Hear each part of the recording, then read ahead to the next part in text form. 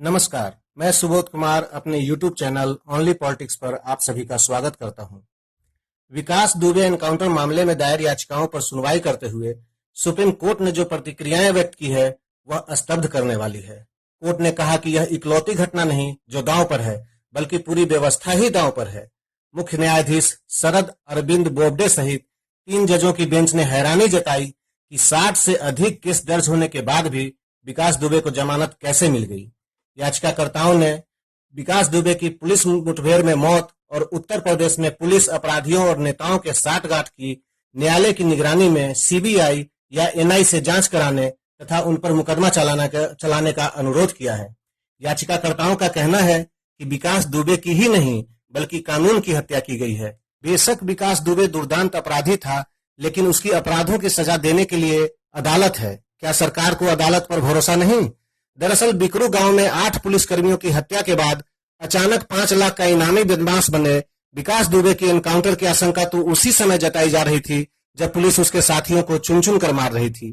विकास Dubey encounter से जुड़े याचिकाओं को गंभीरता से लेते हुए सुप्रीम कोर्ट ने कहा कि राज्य सरकार कानून का शासन बनाए रखने के लिए जिम्मेदार है और यह उसका कर्तव्य भी है। वहीं उत्तर प्रदेश सरकार की ओर से पेश किए गए हलफनामे में बताया गया है कि परिस्थितियों के तहत पुलिस की सुरक्षा टुकड़ी के पास यही विकल्प था कि जवाबी गोली चलाएं।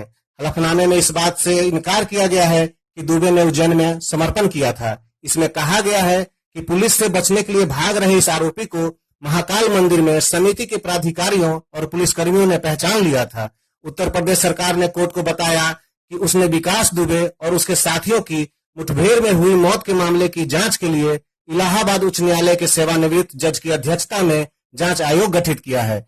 जांच समिति में शीर्ष अदालत के एक पूर्व न्यायाधीश और एक सेवानिवृत्त पुलिस अधिकारी को शामिल करने के सॉलिसिटर जनरल तुषार मेहता के सुझाव पर शीर्ष कोर्ट ने कहा कि किसी मौजूदा न्यायाधीश को जांच समिति का हिस्सा बनने के लिए उपलब्ध नहीं कराया जा सकता।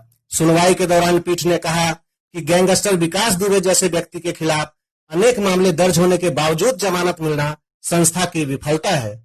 पीठ ने जांच समिति में कुछ बदलाव के सुझाव दिए और इस बारे में 22 जुलाई तक राज्य सरकार से प्रस्ताव का मसौदा मांगा है। कोर्ट के इस तरह के सख्त टिप्पणियों के बाद यूपी पुलिस पर दबाव काफी बढ़ गया है। पुलिस की आगे की कार्रवाई अब विकास के संरक्षण दाताओं के राज खोलने की कसौटी पर होगी। अपराध की राह पर चलते हुए 1 दशक से भी ज्यादा समय तक पुलिस को छकाते रहे विकास दुबे ने अपना आर्थिक साम्राज्य भी खड़ा कर दिया। 2017 में उसने कुछ लोगों का नाम भी लिया था, लेकिन उनके खिलाफ कोई एक्शन नहीं लिया गया। पुलिस की असली चुनौती तो अपने महकमे में ऐसे तत्वों को चिन्हित कर उन्हें सामने लाने की भी है जो विकास जैसे अपराधियों को संरक्षण देते हैं। जिन परिस्थितियों में विकास दुबे का एनकाउंटर हुआ उस पर मैं अपने पहले के रिपोर्ट में भी सवाल उठा चुका हूं।